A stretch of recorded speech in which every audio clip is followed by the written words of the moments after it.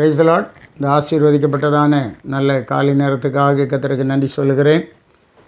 நம்முடைய ஆண்டவர் காலைதோறும் நம்மை விசாரிக்கிற கர்த்தராக இருக்கிறார். அவ்விதமாக இந்த அதிகாலை நேரத்திலும் கூட ஆண்டவர் நம்மை விசாரிக்கும்படியாக நம்முடைய நடுவில் வந்திருக்கிறார். இந்த காலை நேரத்தில் நம்முடைய சிந்தனைக்காக தெரிந்து கொண்டதான வேத பகுதி சங்கீத புத்தகம் 115வது சங்கீதம் 12வது வசனம். கர்த்தர் நம்மை நினைத்திருக்கிறார், அவர் ஆசீர்வதிப்பார்.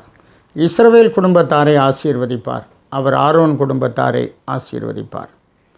கர்த்தர் நம்மை நினைத்திருக்கிறார், அவர் ஆசீர்வதிப்பார். ஆண்டவர் நம்மை நினைக்கும் போது ஆசீர்வாதம் தானாக தொடர்ந்து வந்து விடுகிறது.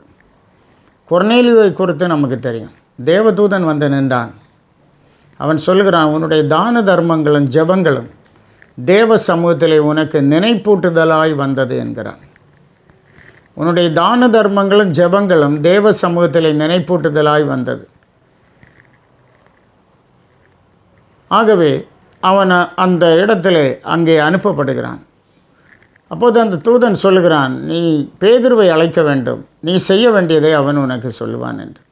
அப்படியே பேதுருவை அழைப்பிக்கிறான். பேதுரு வந்து பிரசங்கம் பண்ணும்போது வசனத்தை கேட்ட யாவர் மேலும் பரிசுத்த ஆவியானவர் இறங்கினார். அவர்களுக்கு ஞான ஸ்நானம் கொடுத்தார்கள். கொர்நேலியு ரொம்ப விசேஷமானவன். ஆனால் அங்கே அவனுடைய ஆசீர்வாதங்கள், அங்கே ஆவிக்குரிய ஆசீர்வாதங்களை பெற்றுக்கொண்டதை பார்க்கிறோம். இந்த அருமையான நேரத்திலும் கூட ஆண்டவர் நம்மை நினைக்கிறார் என்றால் நமக்கு ஆசீர்வாதம்தான், சந்தேகமே இல்லை. எரேமியா தீர்க்கதரிசியின் புத்தகம் 29வது அதிகாரம் 11வது வசனத்தில், நீங்கள் எதிர்பார்த்திருக்கும் முடிவை உங்களுக்கு கொடுக்கும்படிக்கு நான் உங்கள் பேரில் நினைத்திருக்கிற நினைவுகளை அறிவேன் என்று கர்த்தர் சொல்லுகிறார். அவைகள் தீமைக்கல்ல, சமாதானத்துக்கு ஏதுவான நினைவுகளே என்றும் சொல்லுகிறார். நீங்கள் எதிர்பார்த்திருக்கும் முடிவை கொடுக்கும்படிக்கு நான் உங்கள் பேரில் நினைத்திருக்கிற நினைவுகளை அறிவேன். இஸ்ரவேலர் பாபிலோனில் சிறையாக இருக்கிறார்கள். அப்போது ஆண்டவர் இந்த வார்த்தையை கொடுக்கிறார்.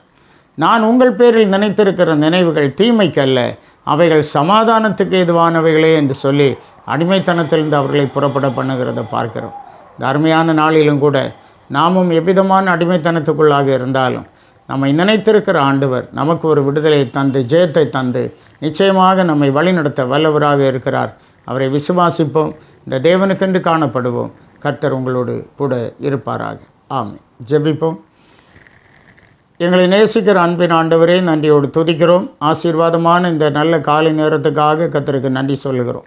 உடைய திரு சமூகத்தில் வந்திருக்கிறோம். ஒவ்வொருவரையும் கண்பார், உடைய இரக்கங்களால் முடிசூட்டும். ஆமாண்டவரே, நீர் எங்களை நினைக்கிற தேவனாயிருக்கிறபடினால் உம்மை துதிக்கிறோம். உடைய ஆசீர்வாதம் தொடர்ந்து எங்கள் வாழ்க்கையிலே காணப்படட்டும், பலப்படுத்தும். இயேசுவின் மூலம் கேட்கிறோம் பிதாவே. ஆமென். ஆமென். God bless you.